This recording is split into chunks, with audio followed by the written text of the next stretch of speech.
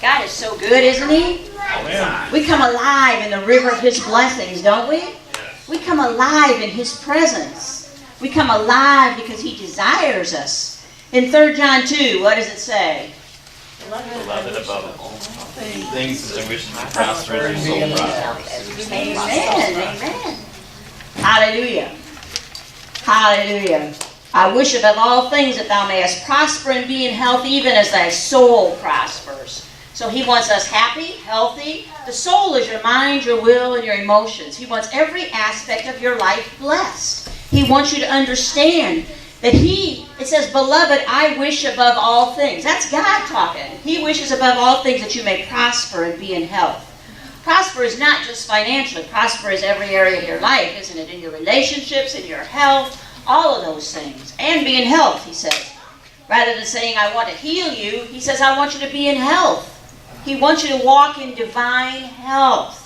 He wants to heal you, but His highest desire is for you to walk in divine health. That's pretty powerful, isn't it? Even as your soul prospers. He wants your mind thinking right. Do you ever have trouble with your mind? Has any of you ever had trouble with your mind? Wandering where it shouldn't go? Dwelling on the bad, dwelling on the negative instead of the positive. Have you ever had that problem? No. Never. I think every one of us has, haven't we, where we kind of allow that mind, and that's exactly what the enemy wants you to do. He wants you to focus on that problem instead of the answer.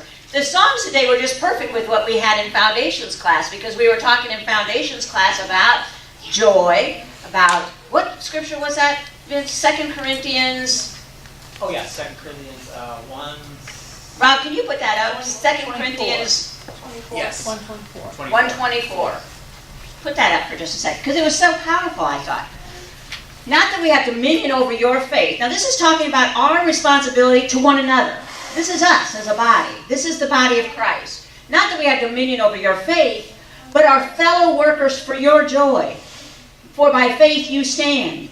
Are you standing in faith for something? Every other one of us here should be working to bring joy into your life. We should be focused on not our problem, but bringing joy into your life. Because what is the joy of the Lord? Our strength. So when you're bringing joy into someone's life, you're bringing strength into their life. To get through whatever battle they may be going through, you're bringing strength into their life when you bring joy into their life. And that's what we all need, don't we? All of us have battles that we fight. We need strength to get through those battles, don't we? We need direction. We need one another. That's why fellowship is so important. We need one another. It says where 2 or more agree. 2 or more agree on touching anything. Here, we have it. Because 2 or more, because there's strength. Because we draw strength from one another. When we're down, the other, it's just like a husband and wife. When one's down, the other can lift them up. That's why we're a body. So that we can be a feller. We can be a feller. Let's be a feller. A fellow worker for your joy, and by faith you stand. So when you're standing on something, we're standing with you and we want to be bringing joy. So I challenge you this week, see how you can bring joy into someone's life. See how you can be that blessing that brings them a smile to their face somehow. And watch what happens to your face when you do that. Because you're planting seed. Seed time and harvest has been from the beginning of time. God established it. We live by seed time and harvest, don't we? We live by the fruit of our mouth. We live by what we plant.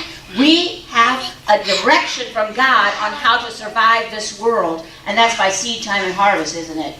So I challenge you this week. Find a way to bring joy into someone's life, because you're bringing the strength of God into their life. You're bringing strength into their life, so find a way you can bring joy.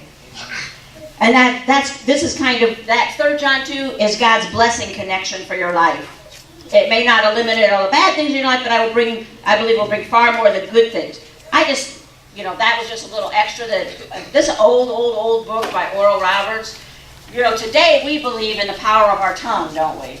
We believe what we confess is vitally important to our health, our welfare, our family, our relationship, our marriage, our kids. Everything we confess, we have to be careful what we say, don't we?